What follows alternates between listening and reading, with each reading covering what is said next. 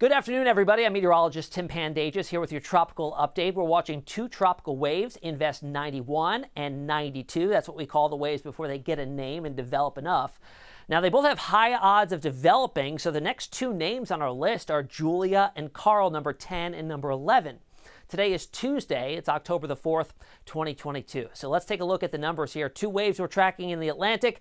9 waves so far this season have developed enough to get a name. So we're at 9 on the list. Our last one obviously was Ian. Next up, Julia and Carl. There's just under 2 months left in the 2022 hurricane season. That goes up to November 30th of this year. Out in the Atlantic right now, kind of busy. 70% chance for Invest 91L. 92L, way out in the eastern Atlantic, stands at an 80% chance of developing here within the next 5 days. Notice the trajectory takes it off to the north-northwest, likely staying out at sea and not impacting anybody.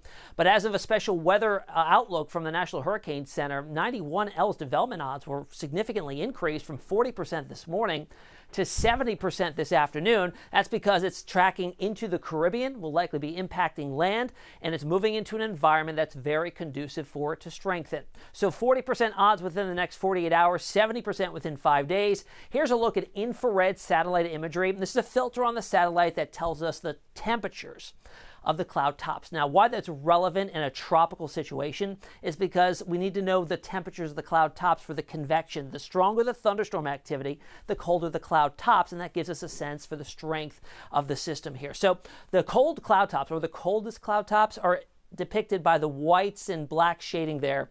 Those are thunderstorms that extend to such a high altitude that it's so cold up there that they reflect very cold temperatures. And we're starting to see this really flare up close to what could possibly be a developing low-level center with 91L. It's actually been overachieving in terms of what the models thought it would be doing at this point in time. So we'll likely see some changes in the overall model forecast going forward from here, now that we're really starting to see a flare up in that convection. Here's a leeward windward island, still a couple hundred miles off to the east of there. It is building in that general direction, but this storm is also located in an area and at such a low latitude that we call these low riders. And does the area look familiar? Because about 9 days ago we were talking about another tropical wave, and that was Invest 98L, that went on to strengthen and become Ian.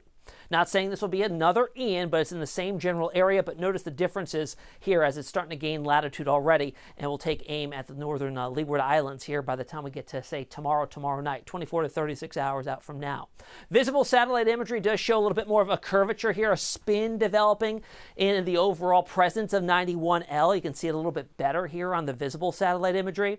Convection is flaring. The overall spin is getting more focused and more centralized around a developing low-level center. That's something that recon aircraft will start to look at. They actually have a scheduled flight for either later today or early tomorrow to fly out into the storm and see exactly what it's doing. And that data that they collect from the hurricane hunters will be great to input into the computer models to get a better feel for what's happening in and around the storm and what's projected to happen further out in time. Water vapor imagery now depicts the dry and moist air. Dry air shows up in the yellow shading there. There is dry air certainly present, but we're not seeing that rust, that deep rust color that indicates extremely dry air in the mid-levels of the atmosphere. Dry air and tropical cyclones don't mix too well. If any of that dry air gets ingested into its circulation, it works to kind of choke it off. And yeah, there's dry air around, but I don't think it's enough to really be an impediment to this developing any further, especially once it moves farther to the west and into the Caribbean. Now, all of our tropical waves so far this year haven't had the problem of not having sufficiently warm sea surface temperatures. That's certainly present across the entirety of the basin. Look at the sea surface temperatures here, mid to upper 80s, and as it crosses into the Caribbean, that water is not only warm on the skin of the ocean, it extends down to a depth. In the entirety of the basin, anomalously warm. That's meaning that these water temperatures here are anywhere from 3 to 5 degrees above long-term averages. And as I mentioned, that water extends down to a depth being sufficiently warm. And why that's important is because with tropical systems, as they get stronger, they become to whip up the ocean a little bit more, something called upwelling. So when you're mixing up warmer waters from a depth and not displacing the warm waters at the surface, you have a continuous replenishment of the warm waters, more energy available for these storms to use. Speaking of upwelling, I want to jump back over to the anomalies and revisit Ian, because Ian was at its strongest north of Cuba and southwest of Florida. This is when it underwent another period of rapid intensification. And we can look back and actually see a scarring in the anomalies here because of the amount of energy or heat extracted from the ocean. And that shows up here. Areas that were anomalously warm are now anomalously cool because of the energy that was taken out of the ocean and used to rapidly intensify and bring a catastrophic event to southwest Florida. In terms of wind shear tilts systems, right? When we have wind shear present, it's hard to get storms to get their act together. When there's a lack of any wind shear, which is what the models are indicating here through the central and western Caribbean, that means the storm can stand up straight, walking tall into an environment that will support its development. So no wind shear looks present here right through the next 5 days or so. So where is it going? Well, here's a look at our latest spaghetti plots. Each line here is a different computer model. And there's certainly good consensus here for the next 24 to 36 hours. And as we've seen time and time again, the farther out in time you go, the more probabilities there are that it can have a larger spread. There's divergence in the models here. So it goes all the way up to Cuba, all the way down into areas close to Panama there. So there's a large spread, but predominantly a due west track here, and that has to all do with the upper air steering that we're going to talk about in a second. I want to also show you here the GFS ensembles. GFS ensembles is the GFS model run 30 different times. There are 30 members of this, and you shift the variables a little bit to try to get a different outcome. Notice here that most members pick up on this at the onset, but notice going up farther in time, a lot of the members drop the development here of 91L altogether. Now, I will say the GFS has been underplaying the convective activity that we're now seeing with 91L. So this is likely not a very good run. Now that we're seeing a little bit more of some organization, the runs going further out in time should be better. But just to show you here how the GFS has kind of been underdoing it a little bit. Now we put all of our plots on here and show the areas that need to monitor the forecast. Most of the Caribbean should watch it, especially as the storm gets out into the central and western parts of the Caribbean. Like we saw with Ian, that's an area that's very fertile for development. A lot of warm, deep water there, and with a favorable wind shear environment, likely we'll see a storm getting its act together there. So Central America should certainly keep a close eye on this too. And really off to the north, I mean, everybody should really watch this because in time, things can certainly change and evolve. So the thinking now is with our computer models showing the steering pattern for this is taking it off to the west pretty much. That's thanks to a big ridge of high pressure that looks to settle this weekend over the southeastern United States. So think of this as a mountain of air. This is trying to build its way north, but it's running into a mountain. It's not going to try to lift its way north because they have that mountain of air still in place. As we go out into the early to middle parts of next week, that mountain begins to move off to the east and offshore, allowing a little bit of a weakness to develop on its western side, a valley developing, if you will.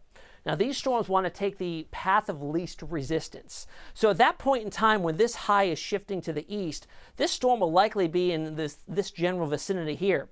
Will this high pressure be enough to suppress it to the south and send it into Central America, which landfall anywhere is not a good thing? Or will there be a weakness developing that we see this develop and move a little bit farther to the north? That's a big question that won't be answered anytime soon. I will tell you that ridging developing and pushing this farther to the west goes against climatology, or what usually happens in this type of scenario this time of year. Typical October tracks, we see the Western Caribbean a good development area, as well as the southwestern Atlantic. But when they do develop, they tend to drive north because we usually have fronts that come on in, frontal boundaries, and shift it out to sea and drive it north. With a big dome of high pressure suppressing it, pushing it to the west is unusual in terms of climatology. All right, let's jump over to Invest 92L now. 80% chance of this, this developing in the next 2 to 5 days. Visible satellite imagery, it's very broad rotation, but again, it's out in the middle of the Atlantic. It doesn't look to be affecting anybody. As we lift it off to the northwest over the next few days into the central Atlantic, and then it kind of builds to the north from there. So it still bears watching, but right now, no concern. Both systems are relatively far out from the United States if they were to bring any impacts, especially 91L there. We're looking at anywhere from 6 to 8 days out from being any potential threat to the United States. The Caribbean, of course, much sooner than that. So here's my final thoughts. 91L development expected. It's really important to watch this as it enters the western, even the central Gulf, with that deep warm water, the wind shear forecast looking favorable, and even the overall atmospheric moisture looks to be in place. Now, computer models going against climatology. I showed you with the steering and the placement of that high pressure area over the southeast part of the United States.